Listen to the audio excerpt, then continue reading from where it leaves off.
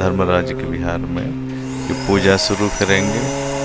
और ये पूजा सवेरे पूजा 11 बजे तक चलेगा और यहाँ 10 बजे यहाँ भगवान बुद्ध की पवित्र अस्थि कलश का वितरण यहाँ शुरू होंगे।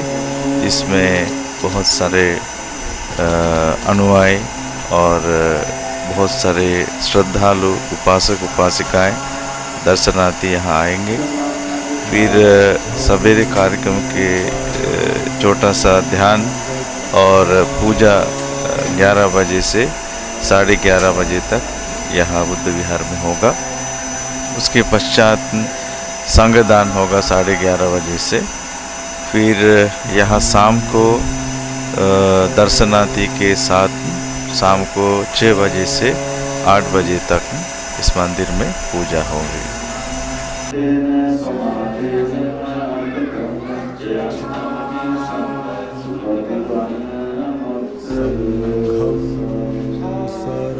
এরপর শ্রীলঙ্কা থেকে আগত আরো একজন বৌদ্ধ ধর্মগুরু আজকের এই বিশেষ দিন সম্পর্কে জানালেন। परेशान है अभी बहुत कभी लोग वो झरना करेंगे, वो लोग ऐसे मारेंगे, ये वाला अच्छा नहीं। वो बुद्ध भगवान का बताया सब लोग एक सामने अच्छा से खुशी से रहेंगे, अच्छा है।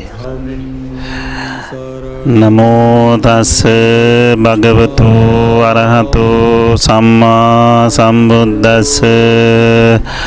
नमो तस्से भगवतो अरहतो सम्मा सम्बुद्दस्से।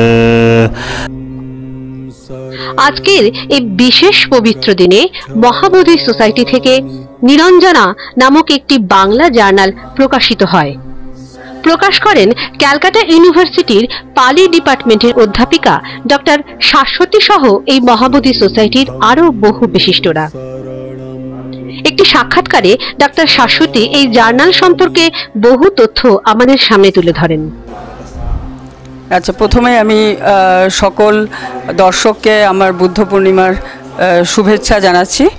আর এইটি বাংলা বই নিরঞ্জনা অ্যাকচুয়ালি বাংলা জার্নাল।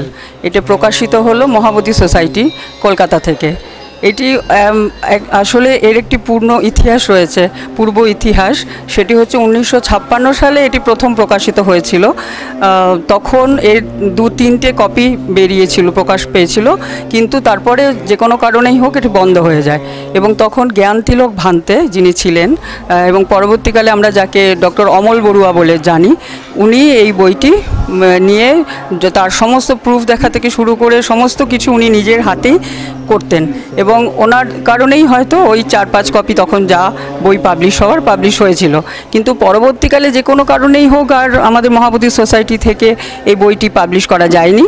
কিন্তু আমরা মহাবোধি থেকে অ্যাকচুয়ালি একটা দা মহাবোধি বলে একটি ইংলিশ জার্নাল বের করি, যেটা ইন্টারন্যাশনাল রেপুটেড এবং সেটি আমাদের সারা বিশ্বে যে আমাদের সদস্যরা ছড়িয়ে রয়েছেন তাদের কাছে পৌঁছে দেওয়ার চেষ্টা করি। তো এই যে প্রয়াসটা এটা করা হলো, এটা হচ্ছে আমাদের বাঙালিদের হাতে, বিশেষত সমগ্র বিশ্বে এবং কলকাতার যারা আমরা বাঙালি তাদের হাতে, যাতে ঘরে ঘরে আমরা বুদ্ধের বাণী এবং বুদ্ধের যে নির্দেশিত পথ সেই কথা ছড়িয়ে দিতে পারি, সেটারই উদ্যোগ এটা নেওয়া হলো। কারণ আমরা জানি যে এখন সমগ্র বিশ্বে ভীষণভাবে উত্তাল হয়ে রয়েছে এই হিংসায় উন্মত্ত বৃত্তি। আমাদের কবিগুরু সেই কথাটি তো আমরা আজও ভুলে যেতে পারছি না।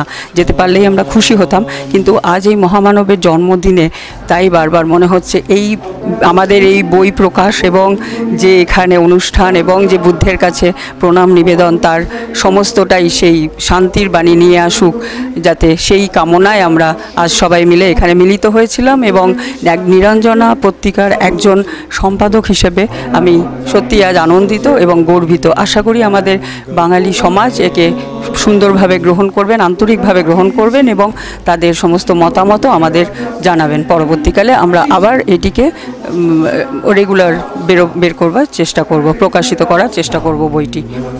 ধন্যবাদ। এই বুদ্ধ পূর্ণিমাকে কেন্দ্র করে বহু তীর্থযাত্রী প্রয়াগের গঙ্গা স্নান যাত্রায় অংশগ্রহণ করেছিল।